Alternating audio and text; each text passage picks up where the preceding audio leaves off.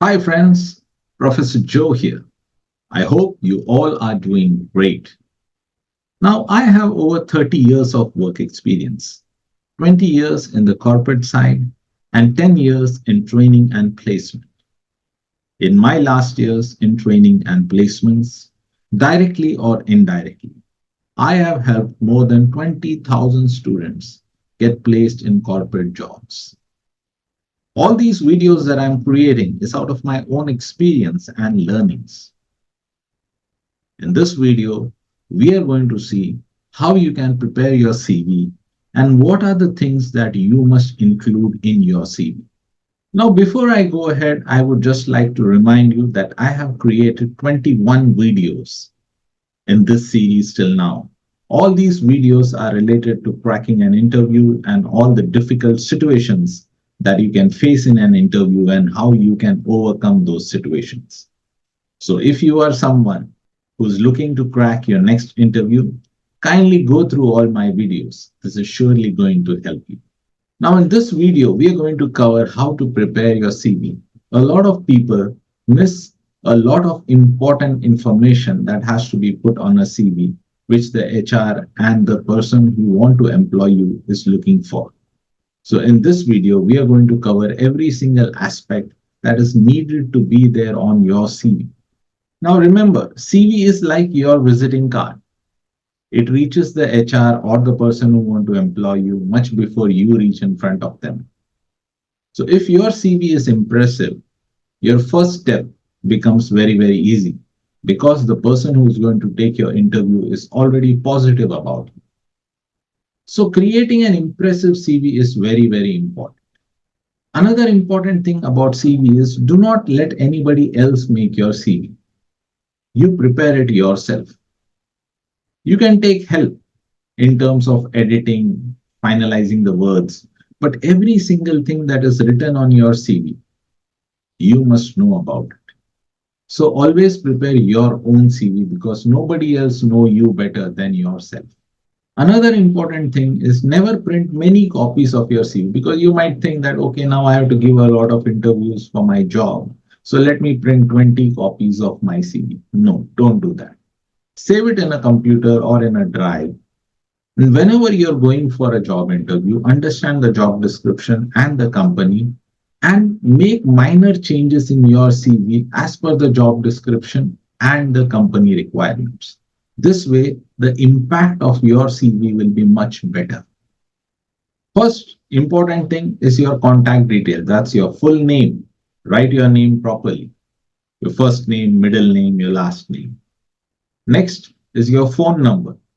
Next is your email ID. Always give your personal email ID. Even if you're working somewhere, do not give your professional email ID. Always give your personal email ID. And the last is in the personal information, put your LinkedIn profile link. This way, if the person who want to hire you or the HR want to check more details about you, they can find it over there. The next important thing on your CV is your photograph. Very important. Make sure that you are wearing a formal dress in that particular photograph.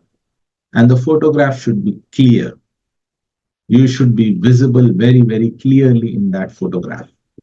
The background should be plain, like a white or a light blue color.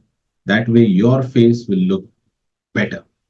Smile a little bit while taking the photograph. Don't look very serious. Hair should be well groomed and tidy. Very important. Photo should cover your face very clearly and your shoulders, probably up to here. Okay, like a passport size photograph. Always look at the camera while you're taking your photograph so that the eye contact is clear. Make sure that it's a recent photograph. Just because one of your photograph 5 years ago had come out very well, don't put that. Make sure it's a recent photograph. So that way, when the interviewer is looking at you, they can connect with your CV and you. Also, for the same reason, avoid excessive touch up on the photograph. Okay, because the photo will look somebody else's and you will be somebody else when you physically go over there. So do not have excessive editing. Minor editing here and there is okay. And Prefer to put a passport size photograph. Nowadays, people put a little bit bigger photograph. That is also okay as long as you're looking attractive and you're looking smart. The next important thing is your career objective. This should be about 2 to 3 lines in your CV.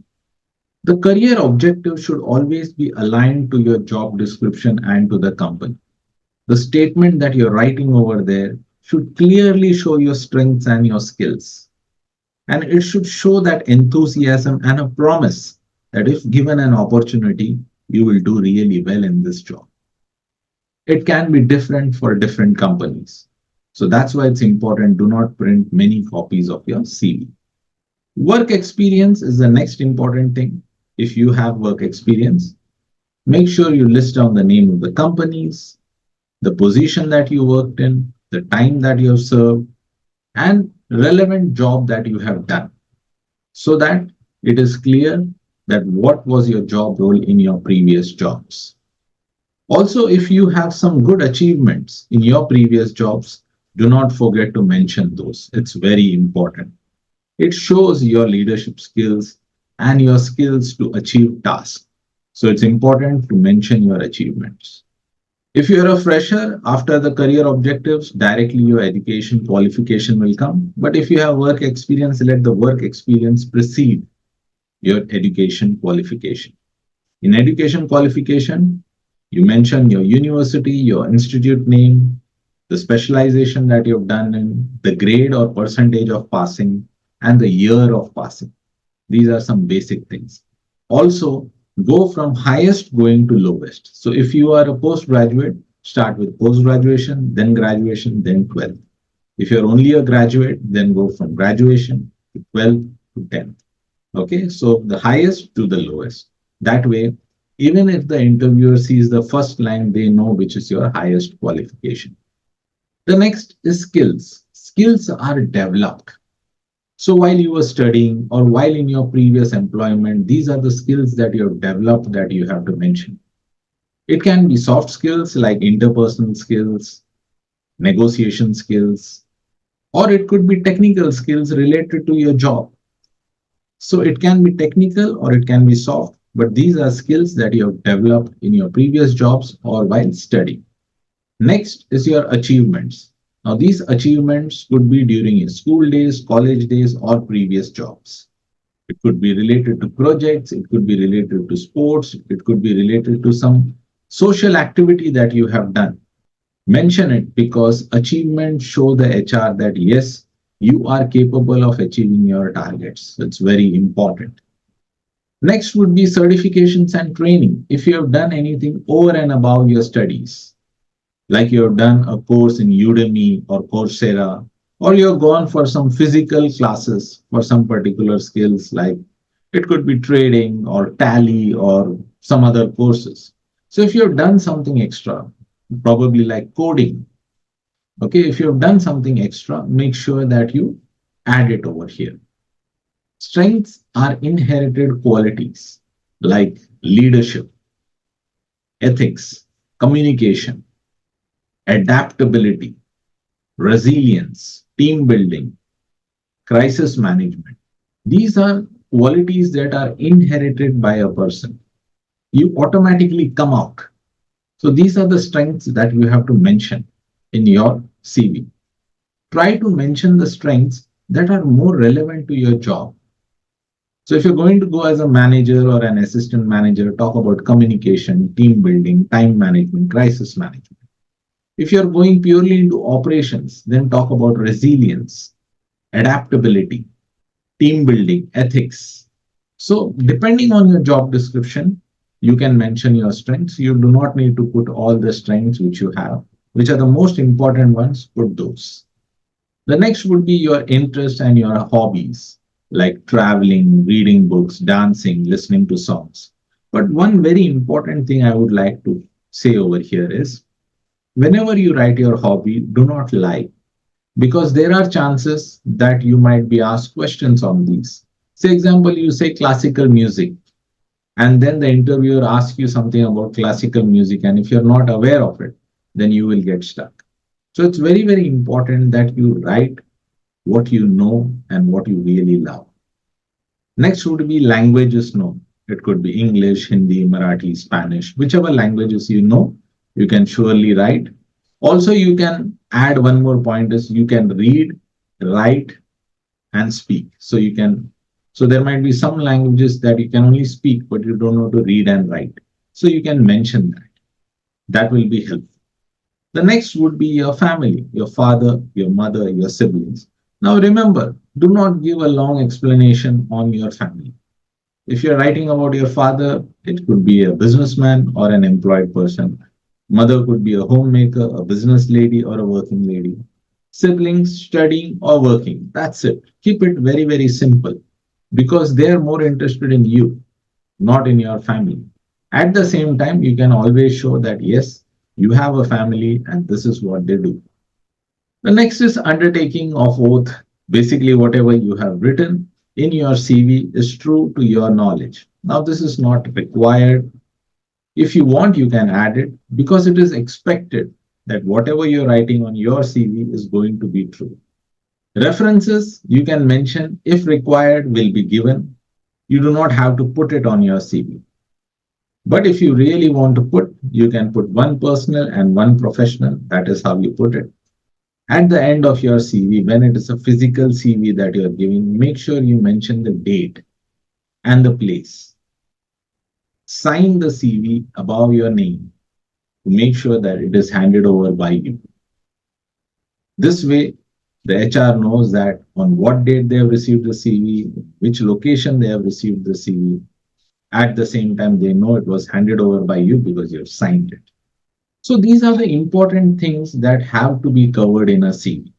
Now, the format is very, very important, but there is no standard format.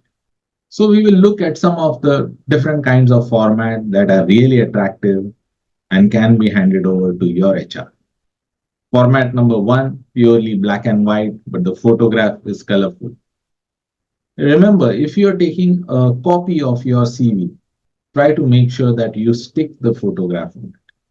A colorful photograph always give a better impression than a copied photo. This is another type of format wherein you're using gray and white color. It's a combination. This is another format where the photograph is a little bit more longer, up to waist size. At the same time, two different colors are used, that is white and light blue. And behind your photograph, it's gray color. Look at the combination. It looks very, very attractive. This is another format wherein you're giving your personal details and then besides your career objective, you're putting your photograph. The career objective is highlighted by giving a darker background.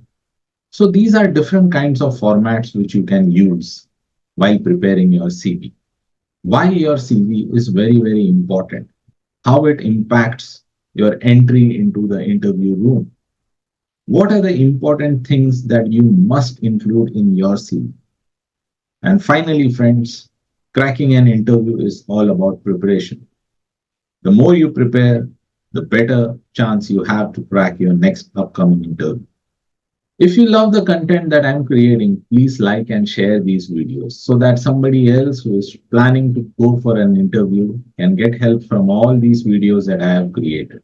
And to be updated on my next video, it could be on interview skills, personality development, and time management. Kindly subscribe to my channel. All I can say is keep learning, keep growing. Thank you. Namaskar.